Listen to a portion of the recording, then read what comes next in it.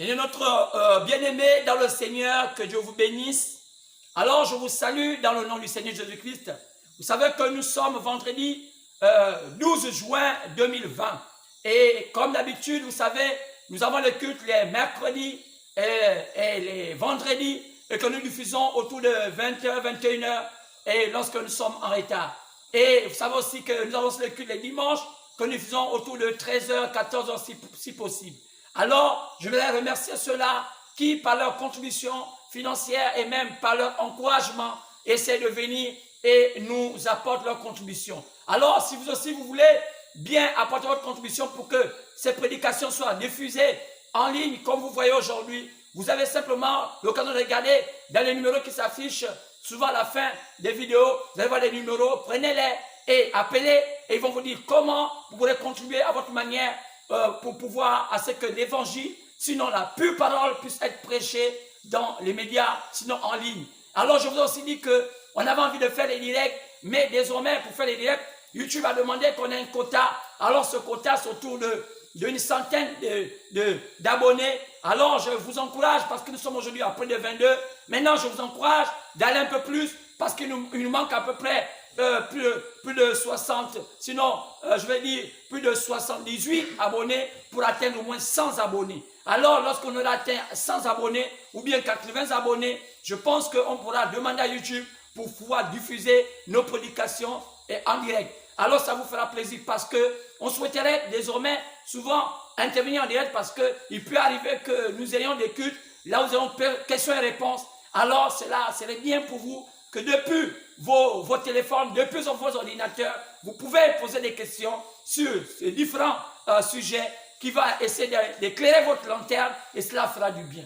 Alors donc simplement, demandez à vos frères, demandez à vos parents, demandez à tous ceux-là qui suivent, que vous partagez souvent des vidéos, de s'abonner et qu'on voit le nombre des abonnés accroître et atteindre au moins une centaine. Et là, on pourra commencer à faire des vidéos en direct. Et je crois que cela sera bien pour vous. Et si vous n'avez pas encore fait cela, publiez cela, donnez ça aux frères, donnez ça aux amis, donnez ça aux parents. Car nous sommes au temps où on a besoin d'être éclairés. Alors, je pense que vous avez écouté ce petit récit pour un peu vous sensibiliser et pour mieux aller. Alors, je vais simplement vous demander, là où vous êtes là-bas, peut-être de marquer une minute de silence. Pourquoi? Parce que je pense que le Gabon est en deuil et vous savez qu'il y a toujours beaucoup de Gabonais qui meurent, mais on ne peut pas tout le temps parfois les répertorier parce que nous ne sommes pas encore une nation aussi développée pour pouvoir mieux comprendre la fibre patriotique, la fibre de la nation, que lorsqu'un seul Gabonais meurt, ça doit être un deuil comme un deuil national. Ce n'est pas seulement parce qu'une grande personnalité meurt bien qui a occupé de grandes fonctions, mais on a besoin que lorsque un Gabonais décède, quel que soit le rang du Gabonais, on souhaiterait que les Gabonais se sentent touchés, se sentent concernés. Et c'est ce qui fait la fierté d'un peuple, la fierté d'une nation. Alors, vous avez appris que l'ancien Premier ministre, appelé Emmanuel Isozen Ngondé, est décédé. Alors, je pense que c'était une partie de l'histoire de notre vie et une partie de l'histoire du Gabon. Lorsque cet homme est venu, lorsqu'il a été nommé après l'élection de notre président en 2016, M. Ali Bongo, alors vous savez, lorsqu'il a été nommé, c'était pour la première fois qu'un homme qui n'était pas originel, soit de l'estuaire ou bien de l'ethnie Fan, soit nommé au poste de Premier ministre selon les conventions qui ont été données depuis la nuit des temps avec nos pères. Alors, le président Ali Bongo a pris le courage pour la première fois de nommer un homme qui sortait du lot, un homme qui n'était peut-être pas parti d'une certaine ethnie qu'on était déjà habitué à voir, ou bien d'une province qu'on était déjà habitué à voir. Alors il décida de nommer un homme, le Goué-Vindo. Alors, selon l'histoire, vous ne pouvez pas peut-être comprendre, le Goué-Vindo, c'est une province sœur au Haut-Ogoué. Il n'y a qu'à voir par Okonja. Lorsque les gens de Okonja, vous regardez quand ils sont à Okonja, il y a cela quelques années, était d'abord le territoire de Goué-Vindo. Après qu'il y ait le découpage, et Omar Bongo pris Okonja, il mit ça du côté du Haut-Ogoué. C'est quand on remarque que dans Okonja, on peut trouver les quotas là-bas, et cet homme appelé Emmanuel Isozen Ngondé, c'est un quota. Et en regardant seulement son nom, car moi je suis un spirituel, je vois toutes ces choses-là. Il s'appelait Emmanuel Isozen Ngondé. Quand on parle d'Emmanuel, ça veut dire Dieu est parmi vous, comme Jésus était. Quand on voit dans Ésaïe 9. Mais il y avait aussi une particularité, c'est qu'il avait un nom qu'on appelait, c'était Ngondé. Et quand on parle de Ngondé, ceux qui sont bantous et ceux qui sont des vrais, des Gabonais, ils savent que dans nos rites, Ngondé était un nom. Et le nom du rite Bouété, Ngondé, qu'on appelle le Bouété, qui est parmi les Bouétés, les Bouétés, sinon je dis, des traditions, les rites initiatiques que les Gabonais se sont appropriés. Se sont appropriés, je vais dire, ce dont les Gabonais connaissent le mieux, parce que parfois il y a des gens qui ne connaissent pas exactement les différentes catégories des rites que nous avons dans notre pays, mais le Ngondé fait partie des différents rites que nous avons dans notre pays, et c'est le rite là où les Gabonais apprécient, parce que c'est dans ce rite-là qu'on fait des consultations. Quand vous voyez quelqu'un qui dit qu'il est Nganga, il consulte, il fait ces choses-là, donc consulte, il invoque des esprits pour consulter, alors on dit que ce rite qu'il fait là, c'est le Ngondé. Ngondé qui veut dire la lune, en d'autres termes, un Ngondé aussi veut dire la femme. Alors vous allez voir que lorsque le président Ali Bongo avait pris l'engagement de mettre Issoze Ngondé, j'avais compris qu'il avait pris un autre départ avec son majesté. Parce que quoi? Parce qu'en 2009, ce n'était pas son majesté, il terminait un bilan du président passé qui était décédé, Omar Bongo. Alors, mai 2016, c'était lui-même qui allait maintenant s'investir, parce que lui-même, c'était son mandat, lui, et le ministre qui l'avait mis là-dedans devait être Issoze Ngondé. Alors, quand j'ai vu cela, je compris que cela s'emboîtait par rapport aux égrégores, par rapport au totem de notre pays, quand vous savez que notre pays est identifié par 2 panthères noires. Et lorsqu'on parle de panthères noires, je vous ai déjà dit ici, que la panthère noire n'existe pas. Les panthères noires qu'on appelle panthères noires, ce sont des léopards qui ont un problème de pigmentation. Et en faisant des recherches, on a compris que ces léopards-là deviennent noirs. Mais on a fini par les appeler des panthères noires. Mais vous savez qu'en tant que spirituel, quand vous connaissez lire ces choses, et vous pouvez facilement comprendre dans quel temps nous vivons, de comment nous fonctionnons. Et lorsque j'ai vu cela, j'ai compris que le président Ali Bongo était en train de prendre une dimension de s'accommoder, sinon de s'approprier les rites du Gabon, s'approprier les égrégores du Gabon, parce que les égrégores du Gabon reposaient sur le Ngondé, parce que quand vous voyez le Ngondé dedans, il y a le Mabundi, il y a le Djembe et le Niembe dedans, qu'on appelle Djembe aussi, et vous voyez qu'ils s'habillent en rouge et en noir, et si on parle ça, c'est toute une histoire, et parce que je crois que c'est souvent bien que les Gabonais sachent pourquoi on fait ci et cela, mais parfois vous savez qu'il y a des choses qui ne sont pas appelées à une certaine quantité de personnes à comprendre. Alors donc je peux seulement m'atténuer. Et quand j'ai vu cela, et quand j'ai vu que ce monsieur était là, et là j'ai compris que les choses s'alignaient. Mais après, il y a eu comme une forme de confusion qui s'est installée, et il y a eu une initiation qui s'est faite, et je ne peux pas parler ici comme un homme simple, je parle ici comme un spirituel. Et dans cette initiation, quand je ne sais pas, il y a des choses qui ne sont pas accordées. Jusqu'à aujourd'hui, les Gabonais ne comprennent pas exactement comment fonctionne aujourd'hui. D'où vous allez voir qu'il y a eu après, on a vu aujourd'hui un autre premier ministre qu'on appelle Julien. Pourquoi il est là? Que vous savez que Julien, c'est le masculin de Juliette. Lorsqu'on parle de Julien, Juliette, c'est dans Roméo et Juliette, c'est là où on parle de grand amour. Et vous savez que souvent le Premier ministre est la femme dans la forme spirituelle du président. Et vous savez que lorsqu'on parle de la lune, c'est la femme. Qu'on parle du soleil, c'est le mari. Et lorsqu'on voit souvent la lune et la femme du soleil, et quand on regarde souvent dans le Premier ministre, est un peu l'image de la femme du président. Et vous allez voir qu'aujourd'hui, il est maintenant le régime de Julien. Et quand on parle de Julien, on voit tout de suite Roméo et Juliette. Et vous voyez que là-dedans, il y a quelque chose qui se passe. Et vous voyez, je ne peux pas tellement expliquer cela parce que ce n'est pas vraiment l'objet de ma prédication. Parce qu'il fallait que je vous interpelle. Parce qu'il y a beaucoup aujourd'hui qui ne comprennent pas aujourd'hui la transition du Gabon aujourd'hui. Les gens aujourd'hui ne comprennent pas aujourd'hui qu'est-ce qui se passe aujourd'hui au Gabon. Mais les spirituels connaissent. C'est pourquoi ils ne parlent pas en public. C'est pourquoi ils sont réservés. Ils regardent les choses s'accomplir. Mais on voit que les choses sont en train de s'accomplir comme il fallait s'accomplir. Parce qu'il fallait que celui qui gère le Gabon soit initié, et initié pas par un simple homme, mais initié par la nature. Mais aujourd'hui, les choses sont en train de se positionner. Et il fallait que dans notre initiation, il y a un Ngondé qui soit là. Et après le Ngondé naturel, laisse le Ngondé la place, le Ngondé spirituel, autant pour moi, laisse la place au Ngondé naturel. Car le Ngondé naturel, c'est la femme. Et nous savons que le Ngondé naturel, c'est la femme. Que nous apprenons dans le rite initiatique, les gens qui connaissent bien ça, on l'appelle Linzona, elle doit être blanche. C'est quoi, ça allait être étonné de voir notre président avoir une femme blanche. Alors, tout cela, ça demande une grande capacité de connaissance des choses spirituelles. Lorsqu'on ne connaît pas cela, alors, parfois, il y a des gens qui ne comprennent pas pourquoi, au Gabon, pourquoi nous avons comme épouse du président une femme blanche. Alors, c'est là où ça demande une véritable compréhension des Écritures. Alors, que Dieu pardonne, parce que je savais, ce n'est pas le thème, c'est pas mon thème aujourd'hui, mais il fallait seulement que je vous rappelle cela, pour essayer un peu de vous remettre un peu à l'ordre, parce qu'il y a beaucoup qui ne comprennent pas la situation aujourd'hui du Gabon, mais les spirituels le savent, et les grands initiés le savent, que les choses se passent comme ça devait se passer, car nous on a voulu faire avec, les hommes ont voulu faire avec le charnel, mais la nature a pris la place, le surnaturel a pris la place du naturel. C'est pourquoi on a remarqué que les choses se passent d'elles-mêmes, et il y a des gens parfois qui veulent aller à l'encontre de la volonté de ces choses-là. C'est ceux-là qui trouvent les problèmes, parce qu'ils savent exactement dans quel domaine ils naviguent. Et c'est pourquoi ici, moi je ne suis pas un politicien.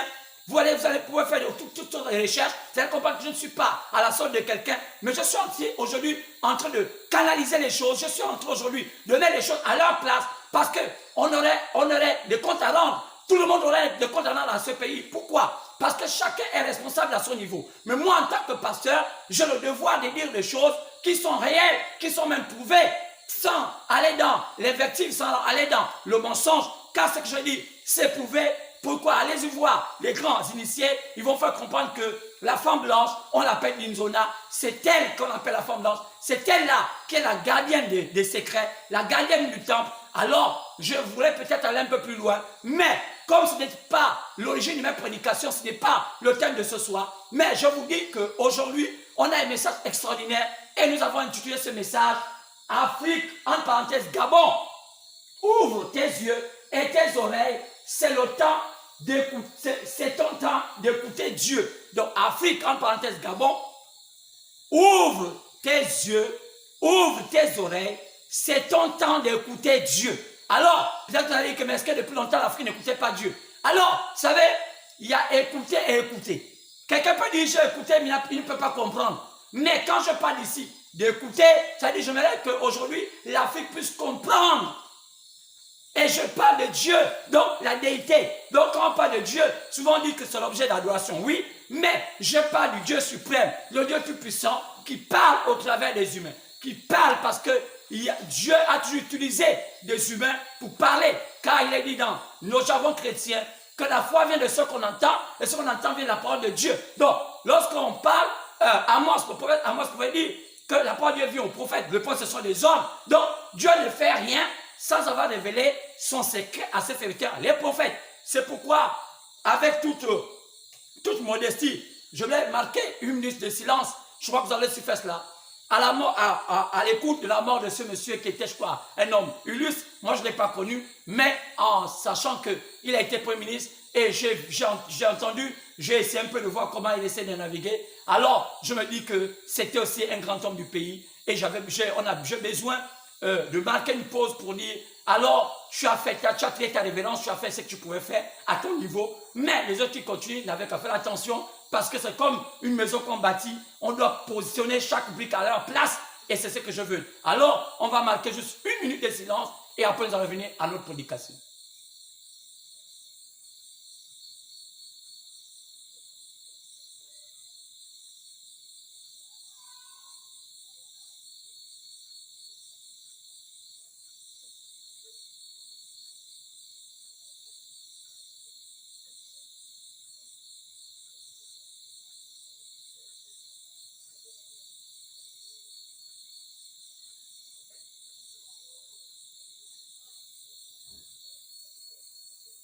Que Dieu vous bénisse. J'espère que vous avez aussi marqué cette minute de silence pour honorer ce grand homme qui est parti, un homme politique, peut-être pas chrétien, peut-être pas, je ne sais pas, mais un politique. Et je pense que tout cela contribue à l'avancement de l'œuvre de Dieu. Alors, nous allons nous lever, nous allons prendre nos Bibles dans le livre d'Apocalypse chapitre 4.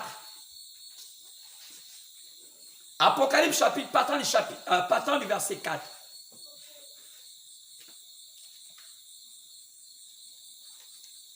Apocalypse, partant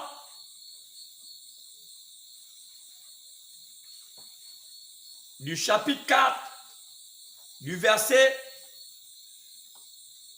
1 à 11. Donc, prenons nos Bibles, nous levons et nous allons lire Apocalypse 4, 1 à 11. Alors aujourd'hui, je ne souhaiterais pas prêcher, mais je souhaiterais enseigner. Parce que lorsque je prêche, j'ai un peu trop de fougue, mais aujourd'hui, je vais aller un peu doucement, parce que c'est un message qui nécessite mieux écouter, comprendre ce que je vais dire, car c'est un message extraordinaire. Alors écoutons, allons-y dans Apocalypse, chapitre 4, partant du verset 1 à 11. Écoutons la lecture de cette parole. Après cela, je regardais et voici, une porte était ouverte dans le ciel. La première voix que j'avais entendue, comme le son d'une trompette, et qui me parlait, dit, monte ici et je te ferai voir ce qui doit arriver dans la suite. Aussitôt, je fus ravi en esprit, et voici, il y avait un trône dans le ciel, et sur ce trône, quelqu'un était assis. Celui qui était assis avait l'aspect d'une pierre de jaspe et de sardoine. Et le trône était environné d'un arc-en-ciel semblable à l'émeraude. Autour du trône, je vis 24 trônes. Et sur ces trônes, 24 vieillards assis, revêtus de vêtements blancs, et sur leur tête des couronnes d'or. Du trône sortaient des éclairs, des voix et des tonnerres. Devant le trône brûlent 7 lampes ardentes, qui sont les 7 esprits de Dieu. Il y a encore devant le trône comme une mer de verre, semblable à du cristal. Au milieu du trône et autour du trône, il y a 4 êtres vivants, remplis Dieu, devant et derrière. Le premier être vivant est semblable à un lion. Le second être vivant est semblable à un veau. Le troisième être vivant est semblable à la face d'un homme. Et le quatrième être vivant est semblable à un aigle qui vole. Les 4 êtres vivants ont chacun 6 ailes et ils sont remplis Dieu tout autour et au-dedans. Ils ne cessent de dire jour et nuit, Saint, Saint, Saint est le Seigneur Dieu, le Tout-Puissant, qui était, qui est et qui vient. Quand les êtres vivants rendent gloire et honneur et action de grâce à celui qui est assis sur le trône, à celui qui vit au siècle des siècles, les 24 vieillards se prosternent devant lui, devant celui qui est assis sur le trône, et ils adorent celui qui vit au siècle des siècles. Ils jettent leur couronne devant le trône et disent, tu es digne, notre Seigneur et notre Dieu, de recevoir gloire et l'honneur et la puissance car tu as créé toutes choses et c'est par ta volonté qu'elles existent et qu'elles ont été créées. Que le Seigneur bénisse la lecture de sa parole. Au nom du Seigneur Jésus-Christ, j'ai ainsi prié. Amen. Alors, on peut s'asseoir. Alors, j'aimerais ici encore vous remercier pour ceux qui m'écoutent depuis là. Et je vois que parfois, un problème de finance vous amène à ne pas voir parfois toutes les vidéos. Et la fois dernière, nous avons mis 3, souvent pour essayer de compter le temps. On met 3 pour faire au moins 1h30. Mais aujourd'hui, on va essayer de mettre 2 et dans ces 2, on va avoir au moins encore les 1h30. Alors, essayez soin de voir les 2 vidéos, bien les 3, parce que si vous ne voyez pas les 2, parfois vous ne pouvez pas comprendre la quintessence, sinon la nature du message qui est apporté. Alors, je vous demande souvent d'aller et faire tout, de voir tout, sinon essayez de faire tout. Pour ceux qui sont au Gabon, il y a tellement de forfaits, faites des forfaits et suivez parce que, vous savez, on dit, vous connaîtrez la vérité et la vérité vous affranchira et la vérité vous rendra libre. Alors, c'est pourquoi je vous demande souvent de faire tout pour pouvoir mieux comprendre et bien écouter toute la vidéo parce que sinon, ce ne serait pas bénéfique pour vous. Alors, faites tout au lieu de suivre des futilités. Alors, allez-y. Je vois parfois des activistes, ils ont des vues extraordinaires. Parfois, je vois 15 000 vues, 5 000 vues. Mais alors que quand on parle des choses sacrées, les choses du Seigneur, tellement les gens sont découragés des pasteurs, tellement les gens sont découragés des églises, alors ils pensent que tous les pasteurs sont les mêmes.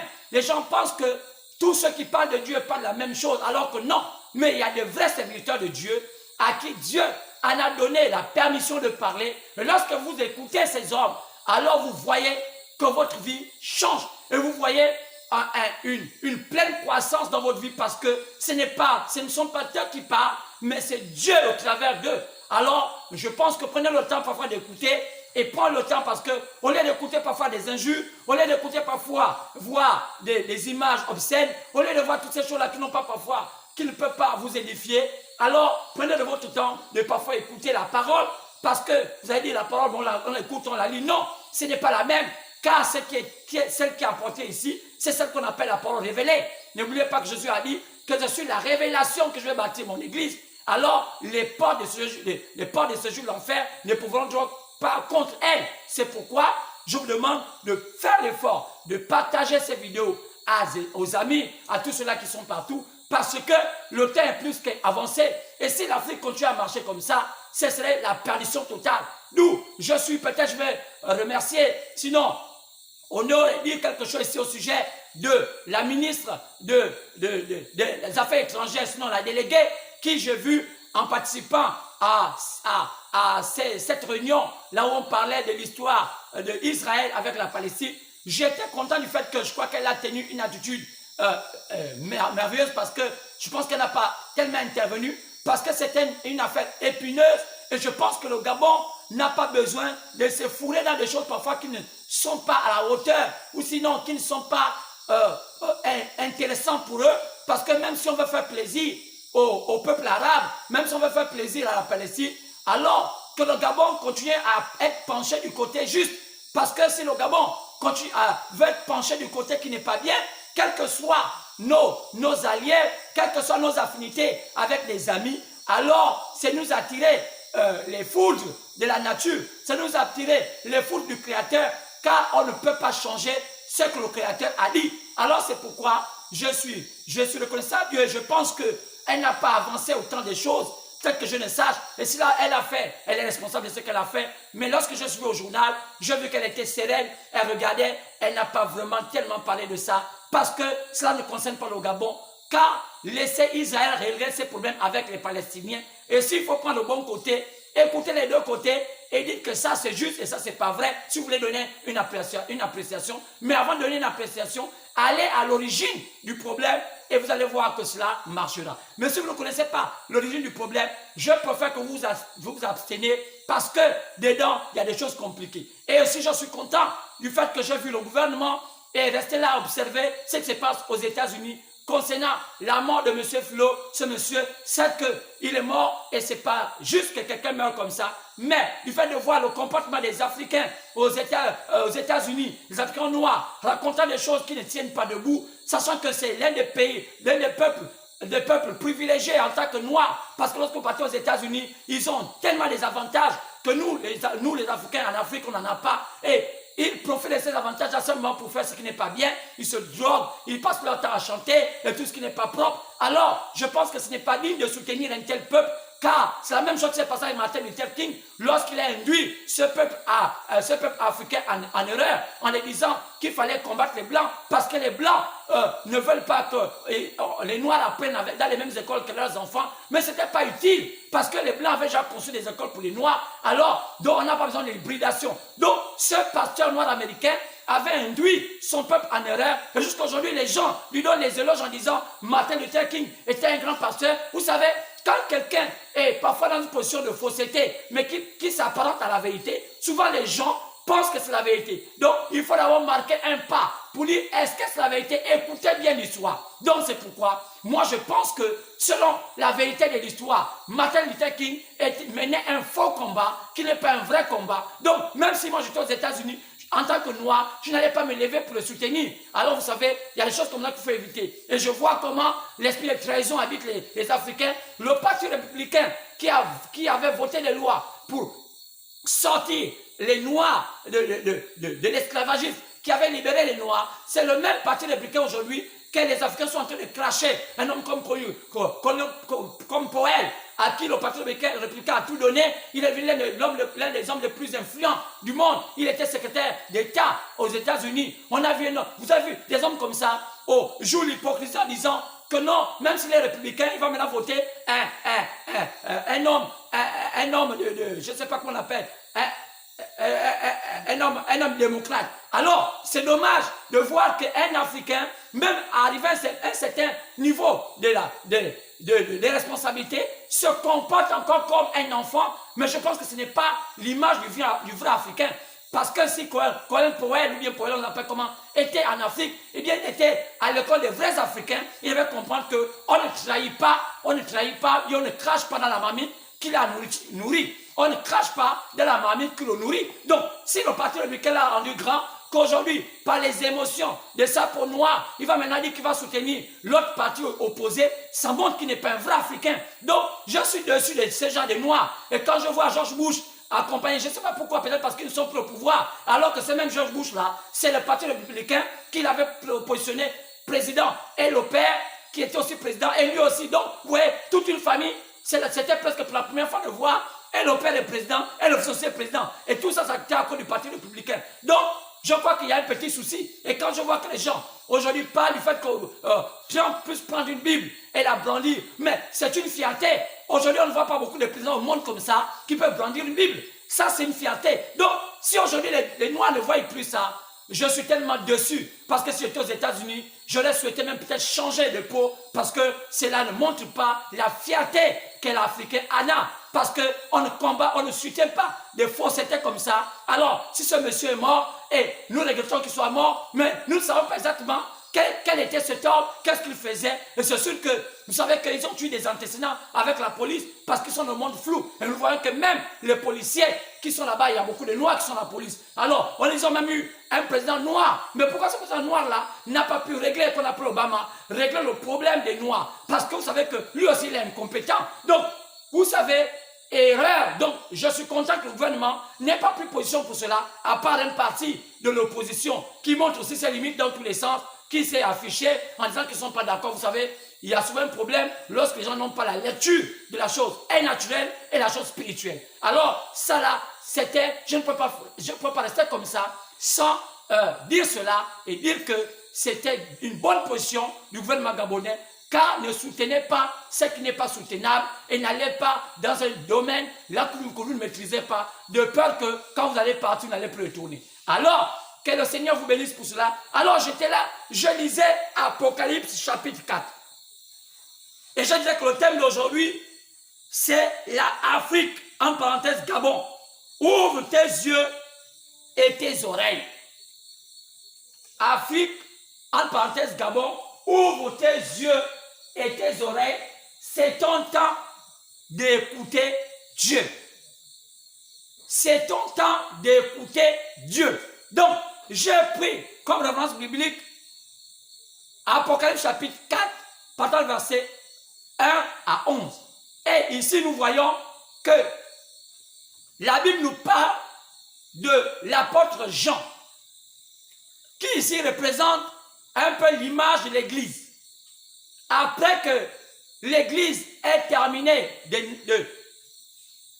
de traverser les âges, car n'oublions pas que lorsque nous regardons depuis Apôtre chapitre 2 jusqu'à Apôtre chapitre 3, nous voyons que la Bible parle des âges de l'Église, parle du temps où Dieu parle aux églises. Et Dieu parle aux églises lorsqu'il se trouve dans les pays païens appelés les nations. C'est pourquoi on peut regarder dans Actes chapitre 15, partant du verset 13 à 15, la Bible dit que après que Jésus soit rejeté des siens, Jésus est allé chercher un peuple qui va porter son nom.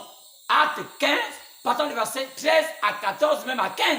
Alors, donc, Jésus allait maintenant aller vers les nations. Vous savez que le monde est peuplé de 3 types de peuples. Excusez-moi peut-être la tautologie. Alors, le premier peuple, comment on répartirait ces peuples-là? D'abord, par rapport aux 3 fils de Noé, Sem, Japheth et Cam. Et après, on peut voir que Sem représentait ce qu'on appelle les Juifs. Juifs, pas parce qu'ils s'appellent Juifs, c'est par rapport à leur croyance. Et Japheth représentait ce qu'on appelle les Samaritains, ce qu'on appelle aujourd'hui à peu près les Arabes. Donc, ils sont un peu Juifs, un peu païens, sinon des nations. Alors, mais le troisième peuple, on l'appelle le peuple païen, en d'autres termes, le peuple des nations. Et la Bible dit que Jésus, lorsqu'il est venu sur la terre, il n'a pas mis pied dans les pays païens, mais il a mis pied dans les pays juifs et il a mis pied dans les pays samaritains. Il n'y a qu'à lire la Bible. Mais il manquait qu'il aille vers les païens pour pouvoir accomplir le plan parfait parce qu'il devait faire la ronde des 3 peuples. Alors, quand il va vers les païens, donc les nations, il va en tant qu'esprit, parce que la Bible dit qu'il retourne vers les nations dans Acte 15. Alors, il va là-bas chercher quoi? Parmi les nations, il nous donne une part plus élevée que les autres.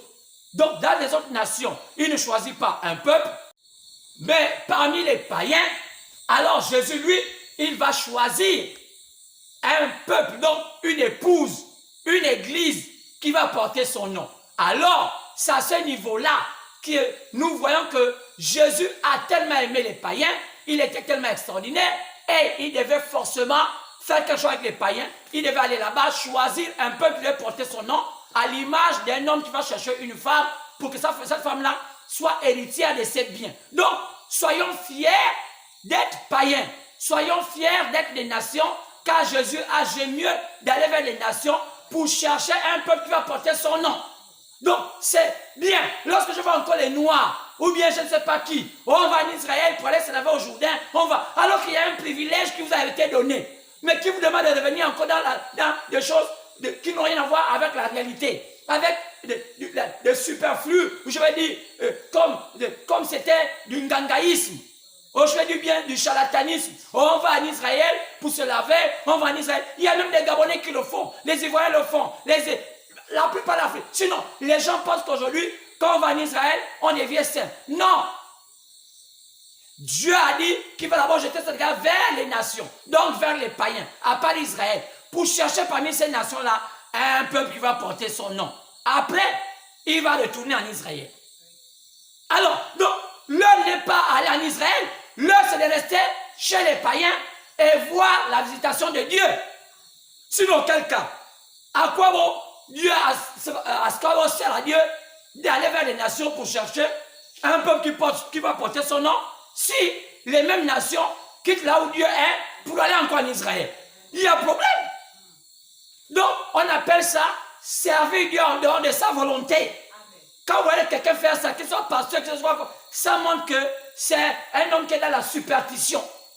Comme on a tué les Africains ou bien les Blancs, la superstition. Surtout les Africains, la superstition. Donc, la religion africaine est basée beaucoup sur la superstition. C'est pourquoi je demande aux Africains de sortir en ce temps de la superstition. J'ai entendu un soi-disant prophète gabonais raconter les histoires dormies debout. Oh non, Dieu a frappé le président gabonais. Oh, Dieu lui a dit que désormais, les politiciens vont mourir. Attends, un policier est comme toi, il doit mourir forcément. Un pasteur aussi doit mourir. Tout le monde a appelé à mourir. Ce n'est pas étrange qu'un policier meure. Ce n'est pas étrange aujourd'hui. Quand aujourd'hui, un politicien meurt, on dit que non, même quand il meurt la mort naturelle, oh, ce n'est pas la mort naturelle. Mais ils ne sont pas invincibles. Donc, c'est dommage qu'on a la superstition. Et après, il raconte, oh Dieu a dit que, voilà, il va envoyer une armée qui va assiéger maintenant le Gabon va souffrir, il faut faire attention, il a marqué les signes des gens là qui ont venu attaquer le Gabon. Vous voyez, quel Dieu qui peut donner des prophéties, des balivernes comme ça. Et je vois des lives, 300, on voit des lives. Donc, les gens sont prêts à écouter des bêtises. Oui, surtout les Gabonais sont prêts à écouter des bêtises parce que c'est devenu un peuple à bêtise. Mais sentez la bêtise, mon Dieu. Vous serez surpris de voir que votre président, le plan qu'on voit là, à cet état-là, ils sont encore là, même 10 ans. Oui, c'est ça que les Gabonais ne comprennent pas. Que le plan que vous voyez là, il peut encore être là 10 ans. Aussi longtemps qu'il n'a pas encore terminé la mission pour laquelle Dieu l'a donné, il ne va pas partir. Les gens pensent qu'il va mourir maintenant. Mais il n'est pas mort. Pourquoi? La mort de cet homme ne repose pas sur les Gabonais. Ça repose sur Dieu. Dieu connaît pourquoi il l'a mis là. Donc, cessez d'être en matière chrétienne, en matière politicien. Quand Dieu ne vous a pas parlé, vous vous taisez. Parce que même il y a qu'à voir ce que vous dites, Dieu n'est même pas dedans. Pas parce qu'on nous permet de nous montrer dans les Facebook ou bien dans YouTube, maintenant qu'on va se permettre de raconter n'importe quoi. Oh, l'Afrique. Oh, il y a une vision sur l'Afrique. Oh, l'Afrique va maintenant prendre l'échelle du monde, de l'Europe, et ça va venir en Afrique. C'est un changement de transfert, et l'Afrique va maintenant commander l'Europe. Ah bon? C'est écrit où? Oh, Dieu m'a parlé. Ça, c'est Satan qui prend un jeune homme comme ça, qui s'aventure. Même les gens qui gèrent ce pays savent que ça, c'est pas possible. Vous savez comment le monde a été conçu? Donc, que les gens s'arrêtent, ça arrête de raconter n'importe quoi dans les médias. Oh non, c'est le temps de l'Afrique. Même quand on parle du temps de l'Afrique, on parle du domaine spirituel. On ne s'amuse pas à penser un moment comme ça, un jour, que l'Afrique, on a une grande technologie, on va dépasser les Blancs. Ça là, c'est du virtuel. Chacun a sa manière dont Dieu a programmé pour qu'il puisse amener le wagon. Regardez seulement l'Asie, comment ils ont amené le wagon. À leur temps. Regardez l'Europe, comment ils ont amené le wagon à leur temps. Regardez l'Amérique, comment ils ont amené le wagon. Vous allez voir que chaque endroit, chaque continent avait sa manière de conduire le wagon. C'était pas pareil. Donc, cessez de raconter des bêtises, des balivernes. C'est pourquoi tout ce que ce monsieur racontait, après non, il y a une vision, Dieu l'a montré sur le monde. Oh, mais suivez ça, je crois qu'il ne sait pas comment ça s'appelle, c'est prophète, c'est Franck qui. Comme l'autre là-bas aussi. Oh non, il a vu, Dieu l'a parlé sur la mort de tel homme là qui était là. Et, oh voilà. Et, les prophéties basées sur des ragoûts, sur les racontages, sur les critiques, sur comment un pays comme ça va tomber aussi bas. Oh, un pays qui a le sens spirituel. Ça, le spirituel avec des ragoûts comme ça. Que Dieu vous pardonne. Il fallait que je souligne ça parce que le banditisme que les Gabonais sont de faire avec les faux prophètes qui viennent amener des fausses prophéties, ça là, ils vont payer parce qu'ils seront confus. Oui, vous savez pourquoi le Gabon est dans cette position? Il faut demander les initiés. Pourquoi le Gabon est dans cette position? Nous, on savait que ça allait arriver là. On avait déjà une position claire sur ce qui allait se passer. Parce que c'est un processus. Si tu ne connais pas ces choses-là, tu dois te taire. C'est fait pour les grands. Ce sont les grands. C'est pourquoi on ne parle pas partout, n'importe quoi. C'est pourquoi, vous voyez, cette situation, je n'invoque pas ça dans mes prédications. Je suis seulement en train de positionner l'Africain, positionner le Gabonais. Et lui montrer la voie à suivre. Donc, vous voyez, mais non, je suis prêt à vouloir apporter une orientation, mais pas à la radio ou bien à la télévision, au gouvernement. Le jour qu'ils vont me solliciter, je leur donner ma position. Le jour où soyez-en sûrs que ma position aurait une contribution favorable dans l'avancement du Gabon. Je vous donne, je mets à défi même le gouvernement gabonais, je mets à défi même le pouvoir du Gabon, même jusqu'au président, que ma contribution aura un impact favorable. Parce que je sais de quoi je parle. Je ne raconte pas des choses à dormir debout. Je ne me suis pas levé un matin pour être pasteur. Je ne suis pas... Non, je ne cherche pas les fidèles. Je ne suis pas un mendiant.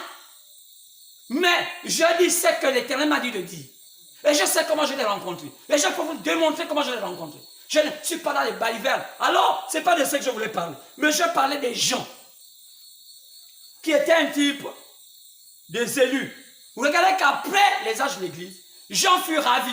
Pourquoi? En esprit. Pour voir les choses qui allaient arriver. Je vous dis, j'apprécie. Lorsque je prends comme repère, je prends le repère comme William Branham. Je prends William Branham comme étant un modèle. Pourquoi? Je vous ai montré ici que William Branham est la troisième personne que Dieu a élevée sur la terre. Après Moïse, Jésus, il est la troisième personne. C'est écrit dans 1 Jean 5, 7 à 8. Il a 3 grands témoignages. Donc, si vous voulez comprendre ça, regardez bien. Quand Jésus parle dans Matthieu 13, pardon, le verset 10, sur le mystère caché de Dieu. Il dit, parmi ces mystères, il y avait le mystère du royaume des cieux. C'est quoi le mystère du royaume des cieux? Lisez, c'est quoi le mystère du royaume des cieux? Vous allez comprendre que Dieu parle de ce qui s'est passé quand il a commencé à bâtir la terre. Et quand il ne parle pas du mystère du royaume du ciel, il dit le mystère du royaume des cieux, donc plusieurs ciels. Et je vous ai parlé de cela. Donc, bien aimé, je parle ici des gens qui étaient un type de croyant, qui après les âges de l'Église, le croyant devait être enlevé. Donc, devait quitter sa position des âges de l'Église et monter un peu plus haut pour écouter les choses et voir les choses plus avancées, les choses grandes. C'est ce que je dis, c'est le temps d'ouvrir les yeux et les oreilles parce que Dieu veut parler à l'Afrique. Donc, Jean fut ravi en esprit. Donc, l'Église aussi va partir du bas vers le haut. Quoi? J'ai appelé ça l'âge de la pierre de fête. Ça, vous ne connaissez peut-être pas, j'expliquais cela. On a appelé Jésus, c'est lui la pierre anglaise, c'est la pierre de fête là, c'est lui la pierre fêtière, c'est lui qu'on appelle la pierre de fête, c'est Jésus. Donc, l'âge où Jésus descend, où il nourrit son épouse. Et c'est là qui était prévu. Jésus avait prévu revenir à nouveau. C'est pourquoi, regardons bien, pour mieux éclaircir cela.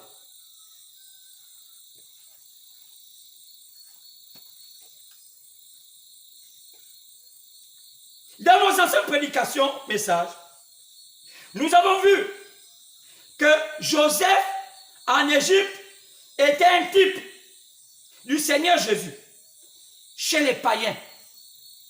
Donc, l'histoire de Joseph, vous voyez là en Égypte, c'est un type de Jésus chez les païens, sinon chez les nations. Acte 15, 13 à 14. Pour choisir quoi? Pour choisir une épouse. Et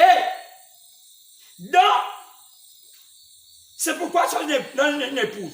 C'est comme pour vous remarquer que dans l'Apocalypse chapitre 1, partant verset 4 à 5, 9 à 16, 19 à 20, on voit comment dans tout cela, il y a des symboles que Jean voit. Quand Jean fut ravi à l'île de Patmos, et Dieu montre à Jean, les choses devaient arriver après le départ de Jésus.